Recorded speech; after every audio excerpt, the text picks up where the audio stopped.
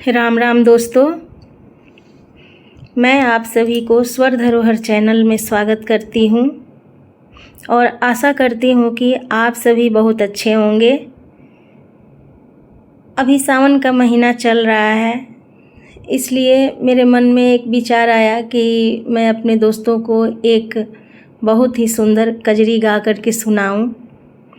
तो चलिए आज मैं आप सभी को एक बहुत ही मधुर कजरी गाकर सुनाऊंगी और मेरा ये गाना अच्छा लगे तो आप कमेंट करके ज़रूर बताना दोस्तों कि मेरा ये कजरी बहुत पसंद आया।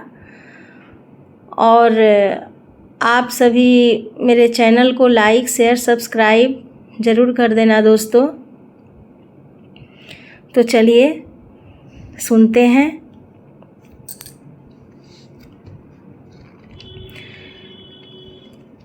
सावन झरी लागे हो धीरे धीरे, सावन झरी लागे हो धीरे धीरे, सावन झरी लागे हो धीरे धीरे, सावन झरी लागे हो धीरे धीरे, सावन झरी लागे हो धीरे धीरे।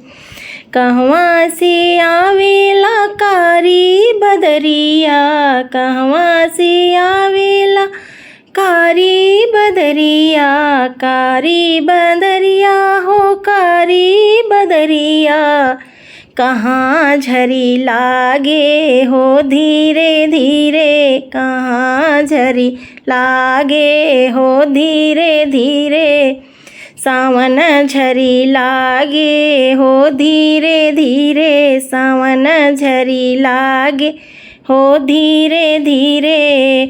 पूरब से आवेला कारी बदरिया, पूरब से आवेला कारी बदरिया, पश्चिम झरी लागे हो धीरे धीरे, पश्चिम झरी लागे हो धीरे धीरे, सावन झरी लागे हो धीरे धीरे, सावन झरी लागे हो धीरे धीरे।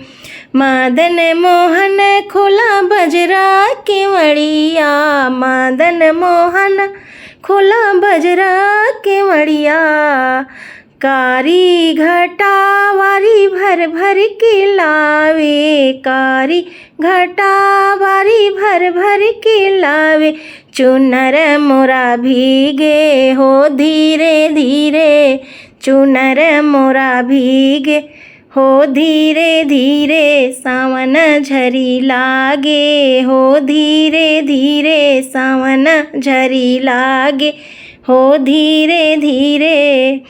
के कर बाजेला मधुर बांसुरिया, के कर बाजेला मधुर बांसुरिया, के जे नाचे हो धीरे धीरे, के जे नाचे हो धीरे धीरे, सावन झरी लागे हो धीरे धीरे, सावन झरी लागे हो धीरे धीरे।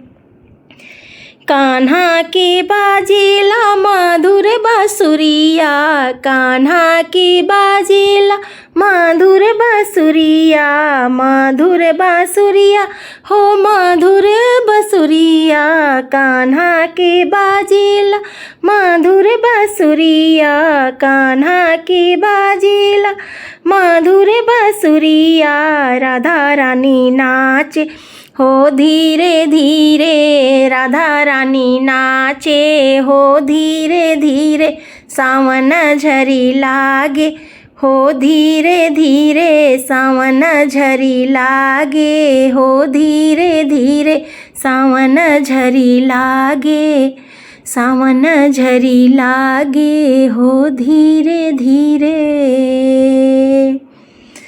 धन्यवाद दोस्तों मेरा ये कजरी गीत सुनने के लिए। अगर मेरा ये कजरी पसंद आए तो कमेंट करके ज़रूर बताना दोस्तों, और मेरे चैनल को ज़रूर लाइक शेयर सब्सक्राइब कर देना। Thank you.